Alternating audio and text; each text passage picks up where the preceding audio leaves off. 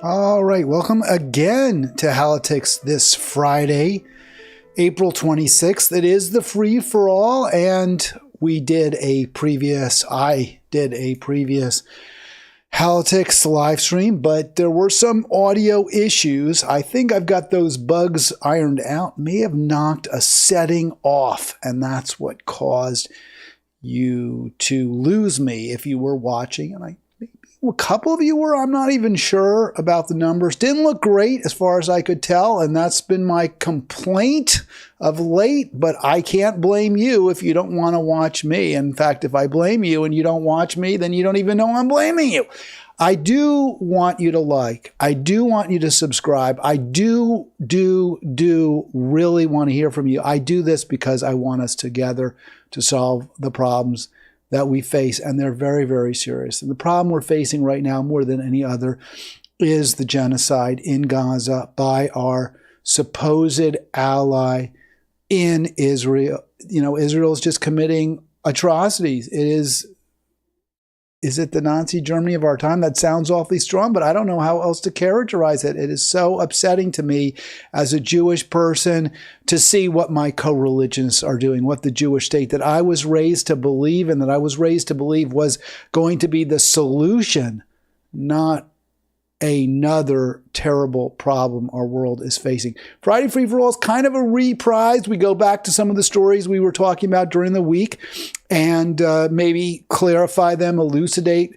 We'll talk about the college campus protests in support of Palestine, the dishonest media coverage of them, our government, specifically the Biden administration's complicity in the genocide, and what, if anything, we can do about it.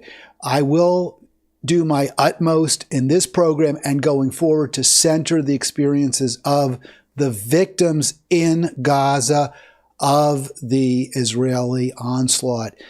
That, to me, is what's most important. I was watching a video with Brianna Joy Gray and Robbie Suave. I will not play that video today, but I will play another one, I believe, if I can get to it. That's why I say believe. I mean, it's my program. I can do whatever I want, but I'm not sure I'll have the time. Should have the time. But in the video that I'm not going to show, they entertained a Jewish pro-Palestine protester, and he said in response to a question, well, don't you think that the coverage by the media of your protests is distracting from the actual atrocities in Gaza? And his response was, no, we are trying our utmost to draw attention to what Israel is doing to the people of Gaza, the murders, the massacres, the destruction of their homes, the domicide that is happening. That is why we are on college campuses protesting, because we are centering the tragedy befalling, the crimes that are being committed against the people of Gaza. And if the media chooses to use us as a distraction, or to try to make us the story, then that's on them. We can't stop that. But we are here at Columbia University, at the Ohio State University, at the University of Maryland, at George Washington University, where there's ongoing demonstrations right now and an actual encampment as I speak.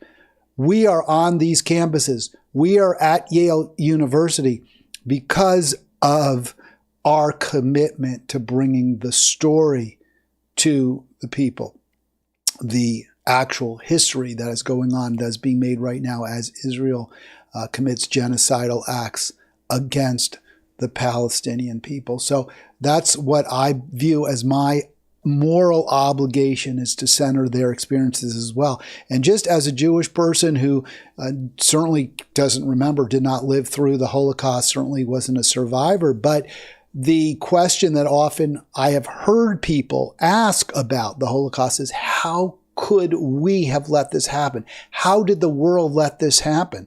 And I think we have to ask ourselves that very question right now. How are we letting what is undeniably a terrible, terrible crime against the Palestinian people, against the people of Gaza, how are we letting that continue? And as a nation, supporting it? How can our progressive, quote, well, how can our, quote, progressive, unquote, leaders like AOC support a Joe Biden who is, in fact, backing the Israeli genocide? How can she do that? And the answer is always the same. Self-interest, greed, self-delusion, right? Fooling yourself into believing that what you're doing is right, even when it's most certainly wrong. All right, we're going to get to a video that Al Jazeera has posted, very, very powerful. As I said, I'm going to center the experiences of the Palestinian people. But I did want to just quickly revisit this story. After all, it is a free-for-all, and part of that is going back over the week's stories. I did discuss this. May have shown a video. I'm not sure. I saw a video. I don't know if I showed it to you, of a woman who had been killed by the Israeli military, having a doctor perform an emergency C-section, and he did rescue the baby, but tragically, although perhaps I would have to say a blessing in disguise, the baby did not survive.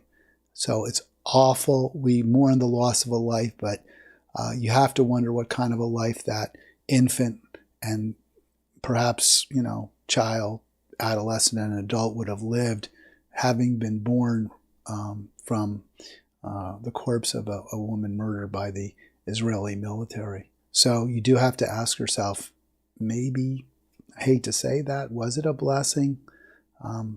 But maybe that child would have cured cancer, brought peace to a war-torn region. We just will never know, and that's because of what the Israeli military did. Okay, that is from today's Al Jazeera.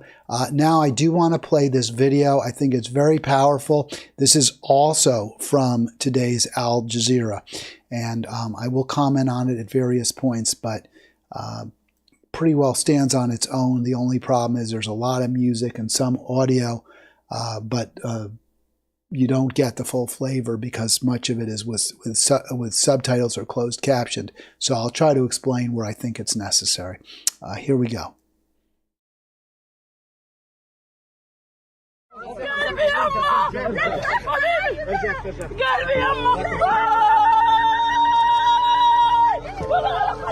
So a woman who's finding her baby in one of those mass graves, one of the 4 mass graves that have recently been uncovered as the Israeli military has left the Khan Yunis region.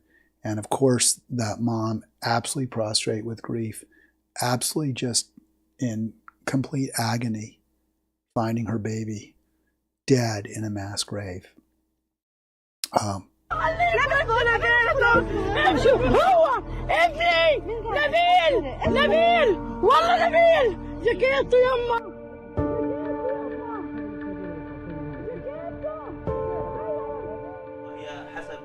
So more images. There's one of a girl called Hala, both legs amputated. Remember, these mass graves were in the vicinity of the hospitals that Israel had destroyed.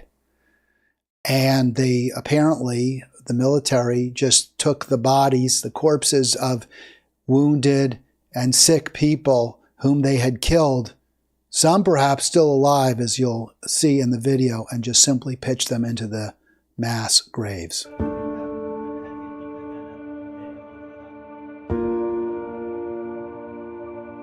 Child in hospital clothing found. We found the bodies of a number of children. We have questions. Why do we have children in mass graves?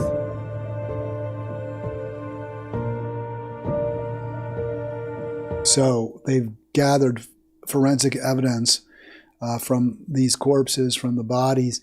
And it's important to, bear in mind that the Palestinian authorities are doing everything possible to document the crimes by the Israeli military and to demonstrate exactly what happened. This is directly with evidence, with powerful, uncontradictory, unquestionable, undoubted irrefutable evidence. This is in direct contradiction to what Israel did in the wake of October 7, where they quickly buried bodies. They did not take forensic evidence. They did not take DNA evidence. They did not take photographs. And why did they do that? Was it just because of their religious concerns at a crime scene? Even it's a crime scene, but you don't care. You're just going to bury the bodies right away. Or is it so that they might be able to say, oh yeah, there were 40 beheaded children. Oh yeah, there was mass rapes. When subsequent detailed forensic examinations have revealed with what evidence there is extant, that the Israeli hyperbole was simply false. There were no 40 beheaded babies in the wake of the Hamas attack on October 7. There were 1 or 2 babies. It was awful that they were killed. No one's saying that's okay. But Israel just couldn't let the crime of October 7 stand on its own. And why not? Why couldn't it? Because I think there's a recognition around the world that Israel, to a very significant degree, is responsible for the anger, the resentment, the hatred felt toward it and its people by Palestinians who have been persecuted, oppressed, had their lands stolen from them over the past 70, 75, 77 years. That is why there's so much anger. That is why the representatives of the Gazan people did what they did. Because they have been pushed and pushed and pushed, and they have been shot at, and they have been killed, and they have been kept in a concentration camp by the sea. This is what happens in open-air concentration camp by the sea. When you treat people like crap, they are going to start to hate you. And they are going to take reprisals. And when they do, innocents are going to die. People who are not guilty are going to die. The innocent shall suffer along with the guilty. But Israel could not allow the 1,200 bodies or so found that were left behind by Hamas on October 7 stand as an indictment of Hamas, because they were afraid, perhaps correctly so, that while there would certainly be sympathy for Israel, there would not be sympathy for a 35,000 victim rampage that shows no signs of ending 6 months later, 7 months later. And therefore, they didn't gather forensic evidence. Therefore, they did not take photographs. Therefore, they did not prove in any way that the Hamas atrocity was worse than the initial reports. In other words, they did not demonstrate, because it wasn't true, that Hamas committed mass rapes or beheaded babies. On the other hand, the Palestinian authorities are demonstrating with extraordinary power the extent of the victimization by Israel of Palestine, with bodies, with decapitated children, with children whose limbs have been removed, with bodies buried alive. This man had his hands tied and a bullet wound in the head. Some bodies still had the cannula on them, which shows they were patients who were receiving treatment in the Nasser hospital. Approximately 10 bodies were found with their hands tied, and we need further forensic examination for 20 bodies for people we think might have been buried alive.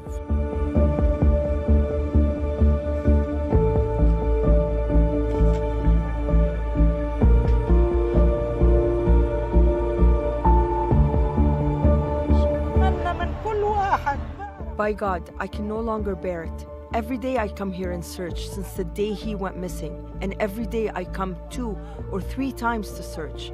Please, whoever knows any information about him should tell me. Is he alive, or was he taken by the Israelis, or anything? UN officials have called for an investigation into these potential war crimes. That is an investigation that the Biden administration is vociferously resisting.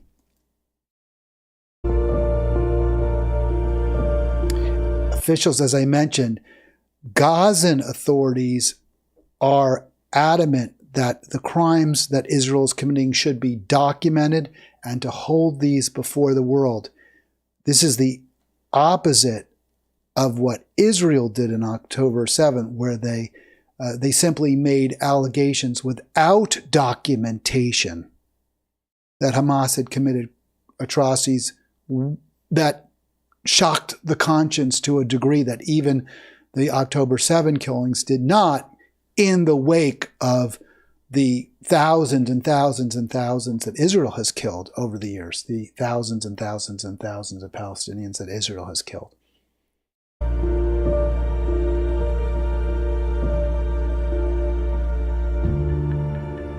And of course, Israel is destroying the facilities where evidence could be preserved. So Gaza needs help with that investigation.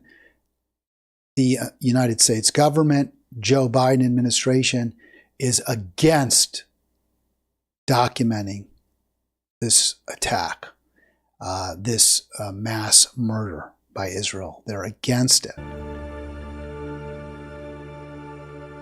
All right, so there's your video. Very, very powerful.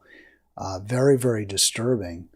But again, I view it really as my moral obligation to do what I possibly can to center the experiences of the Gazan people as they suffer mass murder at the hands of the Israeli government, at the hands of the Jewish state. I hope you'll join me. 240-242-5646. The free-for-all means we're all in it together. We're all in it to talk together. AOC, the darling of progressives, or at least she was at one time, is now apparently, or in fact, is all in for Joe Biden. And, well, let's play the story. We'll show it for you. To me, this is very, very disappointing at a time when we are supporting the ultimate crime, genocide. AOC could be using what leverage she has as an influential darling of progressives, even if she herself is no longer a progressive, if she were ever one. She could be using that influence, I believe, to make a difference, perhaps, at least to attempt to do her best to change the course of the Biden administration. That she is not doing. What she is doing is rallying support for Biden. I don't, frankly, I'll be honest, I don't get it. I mean, well, I do get it. I shouldn't say, the question was why we opened this program. Well, how did it happen? How did so many people overlook the murders by the Nazis, the beginning of the Holocaust, when maybe something could have been done to rein them in? How could it have just simply been ignored? And, as I said, people are ambitious. People are selfish, self-centered. They want what they want for themselves, and they may be indifferent or unaware of, deliberately unaware of what's happening to others. I'd like to have thought that wouldn't have been AOC. But recent history strongly suggests that she's putting her own ambitions ahead of what's right, ahead of justice. Now, it's possible, I'll just say this, and we'll hear her excuse, we'll hear the excuse on the Robbie and Brianna Joy Gray show, The Hill Rising, but let's just play this video first showing from The Hill what is going on with AOC and her support of Joe Biden. President Biden is hoping to gain support with young progressives. Who is stepping up to help the president reach these voters? Yeah, it's an unlikely foot soldier here, Julia, because it's somebody who used to be critical of the president. Congresswoman Alexandria Ocasio-Cortez, she has really emerged as a key progressive surrogate for President Biden on the campaign trail. We've seen this on a number of occasions, especially in the recent week. And, the progressive wing at one point had been unsure of President Biden's candidacy. I remember there was, Pramila Jayapal, the chairwoman of the Congressional Progressive Caucus. She had sort of been unsure if President Biden was the right person to carry the progressive views. This was back in 2020. Jayapal had endorsed somebody else. Yeah, it was Bernie that she endorsed. It's interesting. I wonder why the reporter could just say Bernie Sanders' name. It is odd. I wonder whether the Biden administration doesn't want his name out there because he has been critical.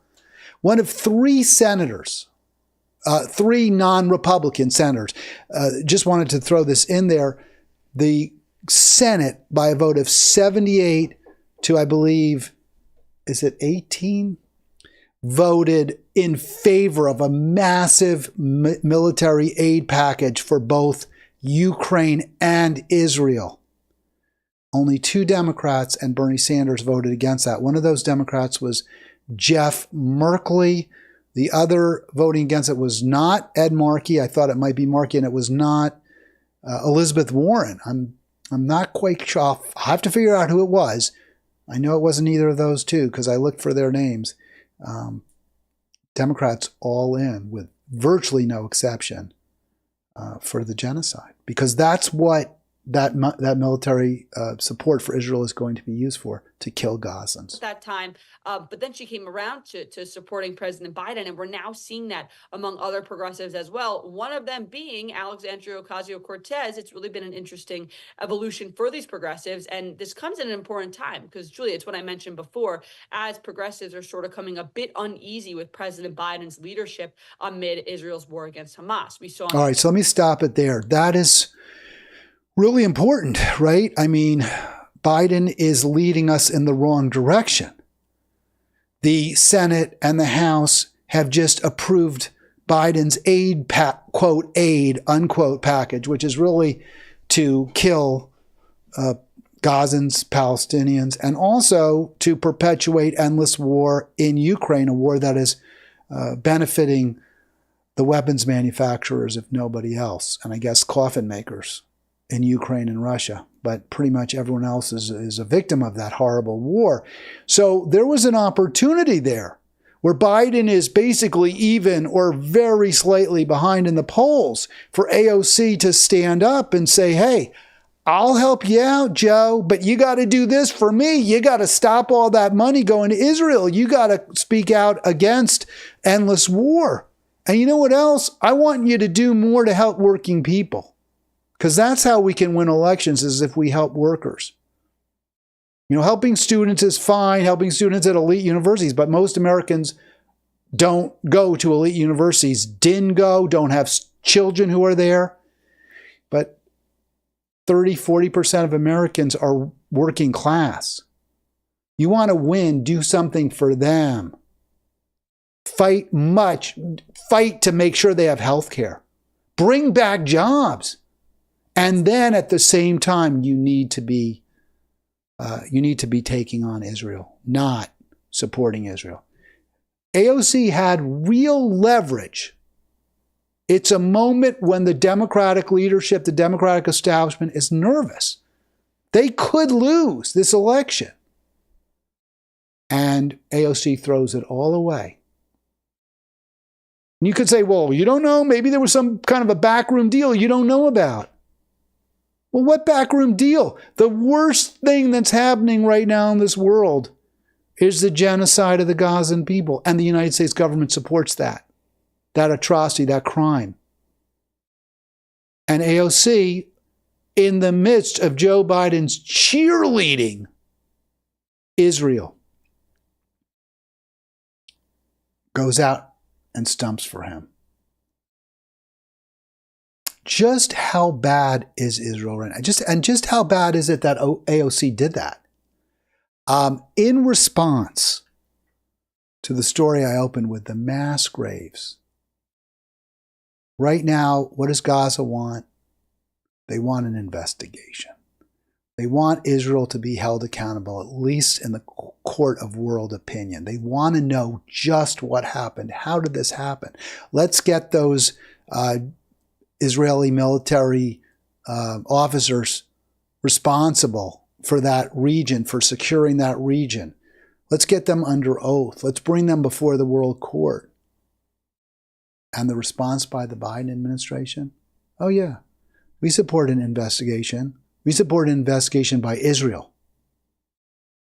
I guess if Joe Biden were president in 1945, he would support an investigation into the crimes of the Nazis by other Nazis? There's no meaningful difference between those two, those two, right? Israel is now perpetuating a genocide. 400 or so bodies in mass graves, hands tied together, babies in those graves, children with amputated limbs.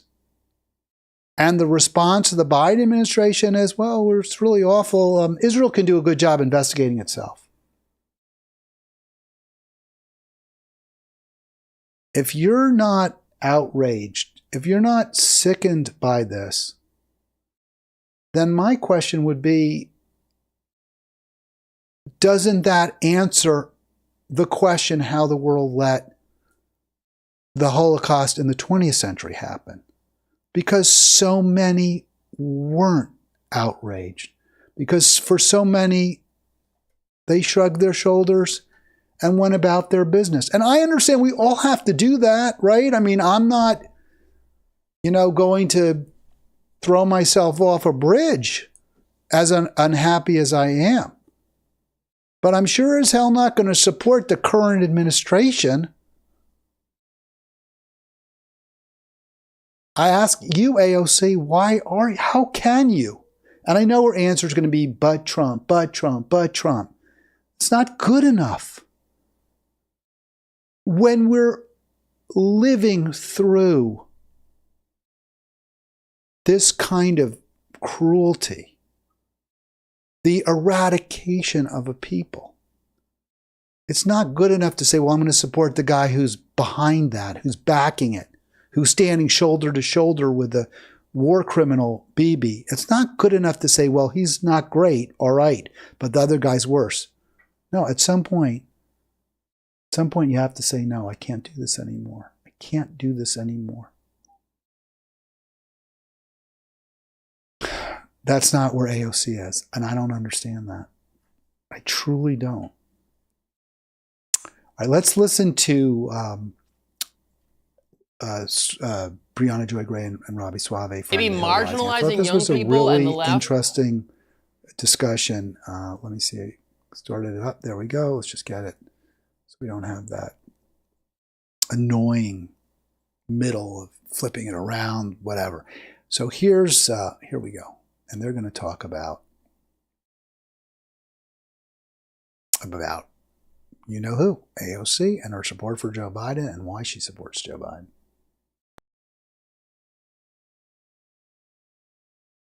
By Dan Sheehan, who had accumulated the evidence of what Biden has been up to. We've been told Trump is coming, authoritarianism is coming, we have to save democracy. But he queued up just 4 newsy issues that are happening right now in Joe Biden's America. 1, Biden signs a law securing billions in U.S. aid for Ukraine and Israel. Obviously, we discussed that at length on the show. 2, U.S. refuses to back UN calls for probe into mass graves at Gaza hospital. Biden is doing that. Biden's America is refusing to even just block an inquiry into what's going on with these mass graves. 3, Biden administration oil drilling permits outpace Trump. That was a Political report from earlier this year. 4, that's a reason to vote for. All right, so let me stop it for a sec. So Robbie Suave interrupts her. She's listing the things that Biden's done that are so reprehensible, and I agree. These are truly reprehensible. They're so bad that, Brianna Joy Gray is asking, as is this guy Dan Sheehan who posted the list, how can AOC back him? How can she be out there campaigning for him, stumping for him? And again, this was an opportunity to say, no, you have to do things differently if you want my support. You're in a very tight race. You could easily lose it. My help would be very valuable to you. If you want it, this is what you need to do, A, B, C, D. And instead, what has Joe Biden done? Billions of dollars to perpetuate endless war in Ukraine.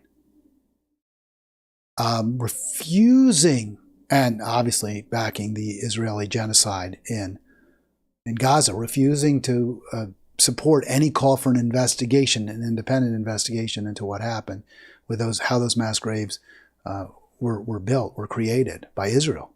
Refusing to do that, and approving more oil and gas permits than Trump did. And Suave says, well, that's a reason we would have to support him, right? Sort of snidely. Of course, I disagree. Of course, I think these are all reasons we should not vote for Joe Biden. But I recognize that these issues are not the kind of class-conscious issues that I believe as progressives we need to champion to keep winning or to win elections in the first place. I feel extremely strongly about all of them. These are among the most important issues I can imagine. Stopping endless war instead of, as Joe Biden is doing, perpetuating it. Stopping genocide instead of covering for it. Taking on the climate holocaust rather than worsening it. Those are all critical. But I get that there are a lot of working class people, a lot of middle class people out there who aren't focused on those issues. For them, it's not important, or they disagree. They want more oil and gas drilling because they're so upset by, and in many cases, truly harmed by rising oil and gas prices. So my response to the progressive movement is, okay, we're not going to be siding, working people are going to disagree with us on some issues. And when it's really, really important, like this, we need to stand for what we believe is just, what we believe is right. But we can still build a multi-class, interclass revolution if we champion true economic justice, if we champion policies that guarantee that all have enough and none have too much. Working class people who might disagree with us on, say, immigration, and that's the fourth issue. So let me play that real quick, and then I'll get back to my little diatribe. For some of us, but yes. Deportations of migrants rise to more than 142,000 under Biden, a Washington Post report from the very end of last year. So if you're talking to a liberal audience who you think is your base, these young voters that you expect to come out and carry you across the finish line again, you've been thumbing your nose at them for 3 years, and you expect... All right, and so let me stop it. So the four issues again: endless war in Ukraine, covering up the Gaza genocide by refusing to call for an independent investigation, more oil and gas drilling than under Trump, and mass deportations of immigrants. And again, those issues are going to cut in different ways among many working class Americans. Many African Americans support deporting the immigrants, as do many Latino Americans. We're not going to convince them that these are the most important issues. For them, they aren't. What matters to them, first and foremost, is economic. Having a secure home, being able to pay the rent every month, making sure they have health care, making sure they have education for their kids, a better future. We need to support them on those issues, and then we'll be in a position to elect true pro-peace candidates, true pro-environment candidates, who are also pro-working class. We're not doing that. Our progressives, they're not progressive on anything, as you heard from. Here's where they're progressive. They're against banning trans athletes from competing against women. They're for that. They say, okay, if you're a trans woman, you should be able to compete against women. Okay, well, you're welcome to that opinion. I personally don't share it. But is it so important to you that we push that issue, recognizing that we're going to lose many voters who could be with us if we talk about healthcare for all, if we talk about truly affordable education, if we focus on guaranteeing housing as a human right. Now, I would say to you, it's worth potentially losing some working class voters to talk about immigration, because we're talking about human beings at the border who have no place to go. I think it's worth it when we're talking about genocide, because we want to stop the murder of innocent people because they're Palestinian. I think it's worth it when we want to fight the climate holocaust, since that's responsible for the 6th grade extinction. But we must, at the same time, champion true economic justice. And then we can also push for other priorities. But we're not doing that. The left isn't doing that. Not to notice. Well, they've noticed. The only question is why AOC, who is supposed to be their kind of avatar and representative in Congress, hasn't noticed and is still continuing to carry water for this administration. Well, what she says there is because the threat of Donald Trump is so existential and he's trying to destroy democracy. But this is the threat under Joe Biden. And that is the point. At what point are you basically gaslighting the public into believing that the alternative to Donald Trump is meaningfully different for them? And that's a question. I mean, that's a great question, because I don't know how you could be much worse at this point than covering up the Israeli genocide and calling for more arms to Israel that it will use to kill more Gazans. I don't know what could be much worse than that. I mean, I can imagine, sure, but does it even matter? That people are wrestling with. Some people say yes, some people say it's an edge case. Some people say, yes, Donald Trump is worse than Joe Biden, but it doesn't matter because the long-term consequence of constantly voting blue no matter who, no matter what terrible options are put in front of us, ultimately makes us worse off down the line. And at some point, you have to draw a line in the sand and say, if Democrats, if you want to win, you have to present us with a candidate that's worth voting for. That is on you, not on us, if Joe Biden isn't able to make it across the finish line. Or maybe they don't. It's getting close again. The polls show Biden pulling basically even with Trump nationally and real close in those swing states. So maybe marginalizing young people and the left and progressives and doing the opposite of what they want is a winning campaign strategy after all, as I suspected all along. All right, let me stop it right there. He's not wrong. He's not necessarily wrong. You know, marginalizing young people and their priorities, that doesn't necessarily cost you elections. Right now, the two of them are basically in a dead heat, especially if your opponent is a Donald Trump. You know, you're going to get a lot of people who are going to say, well, we have to vote for him no matter what, right? So that was the great thing about having Trump as your opponent if you were Hillary. That's why she wanted Trump as her opponent, so that she wouldn't have to answer questions from pesky progressives who don't like her policies. She could just simply say, yeah, but Trump, yeah, but Trump, yeah. And that's what Joe Biden is doing. And you can see maybe it's working. They're practically in a dead heat. This is the separation. You can see the red line is Trump's approval, Trump's support, and Biden's support in polls, and they're practically tied right now.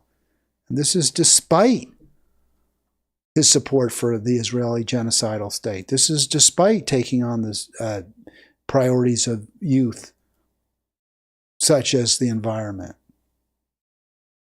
I think Suave makes a good point. That's why, I mean, I don't agree with his point, because he's happy about it. He's gleeful about it. But what I would take away in the end is that for Democrats, for progressives to win, we have to always center the experiences of working Americans. I'm centering on this program what's happening to Palestinians, because it is so wrong. It's an extension. Obviously, their existence is being threatened. They're being wiped off the face of the earth. We're helping Israel do that. So it's a moral crisis in real time that we must address. But long term, for progressives to win, for Democrats, well, if they're decent Democrats to win, only when they center the concerns of working Americans, specifically the economic concerns. Even the fears of immigrants are largely economics driven, because they recognize the basic supply and demand curve fact that when you raise the supply of anything, its price drops. And if the supply of labor goes up by virtue of immigrants coming into this country, then the wages, the price that labor can command, drops. So while I believe very, very firmly in humane treatment of immigrants, and including up to and including fully incorporating them in this country as citizens, I recognize that that can only happen if every working American feels and is economically secure. And that's something that so many Democrats seem either ignorant of or indifferent to. If you want more evidence, though, that simply talking about issues like college, that are critically important to college students, isn't going to win, right? It's not.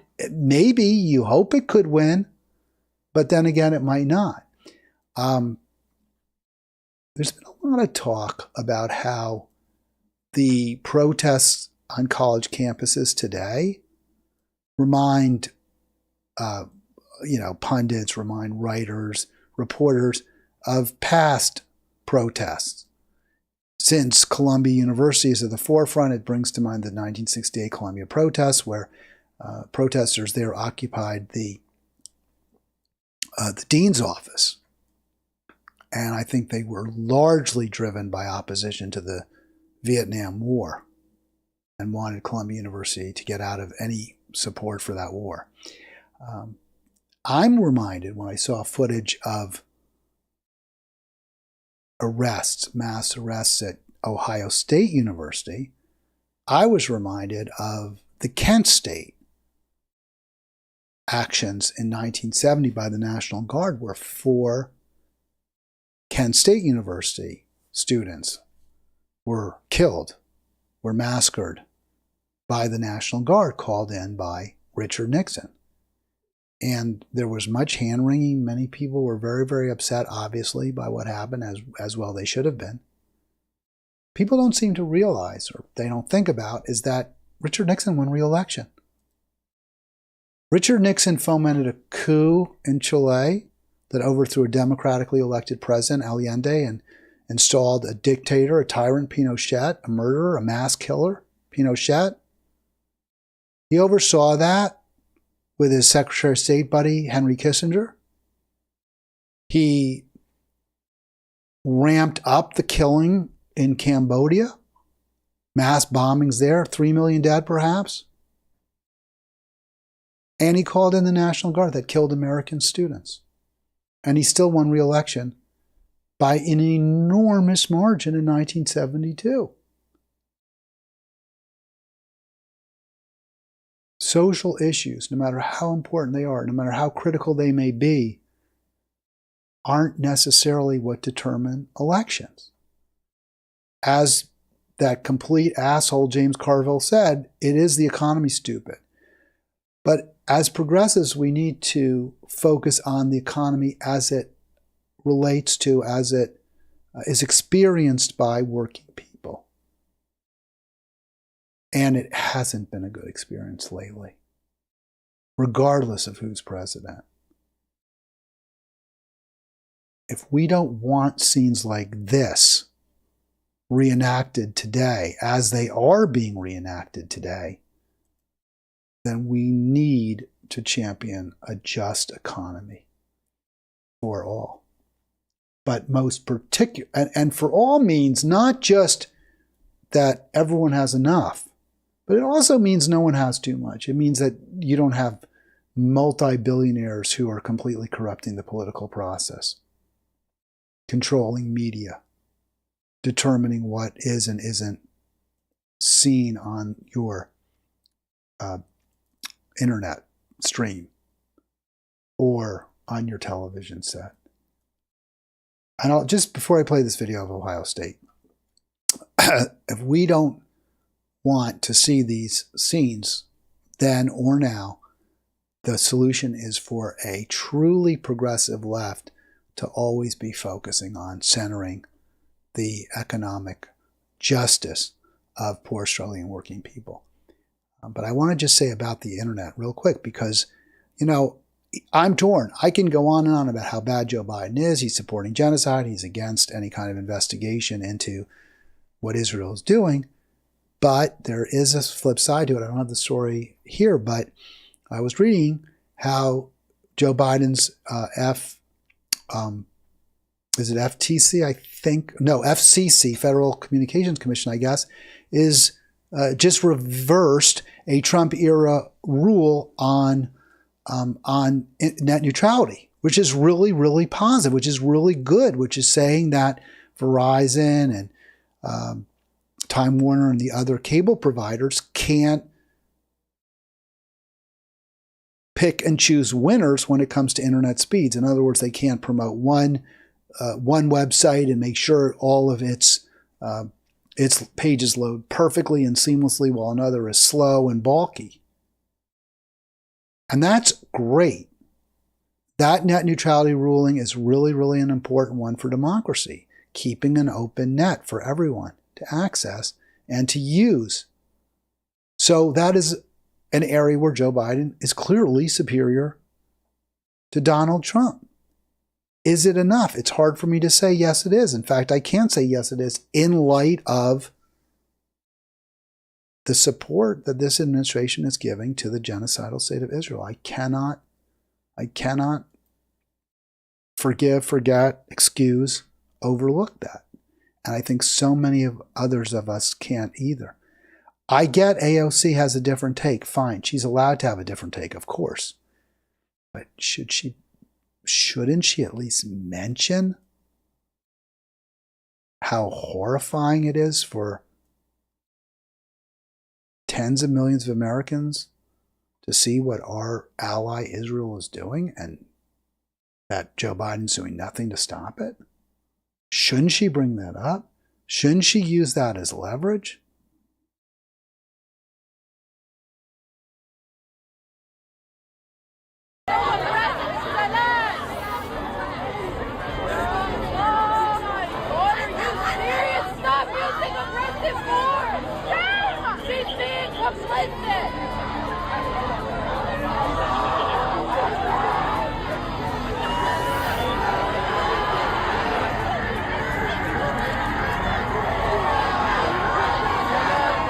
All right, so we're really witnessing, just sort of a mob scene there. It's a crowd scene. We're really seeing America to a very significant degree implode.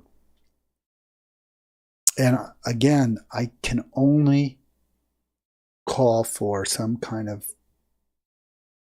national renewal, national mission to make things better. We don't have parties that are going to do that. We don't have that kind of a government. We don't have that kind of a media. All right. I'm going to take off now. I'm going to enjoy my weekend. I would have gone a little bit longer. I did go a little longer in the first go round, first iteration, but it's lost to the ether. Have a great weekend. I'll be back Monday.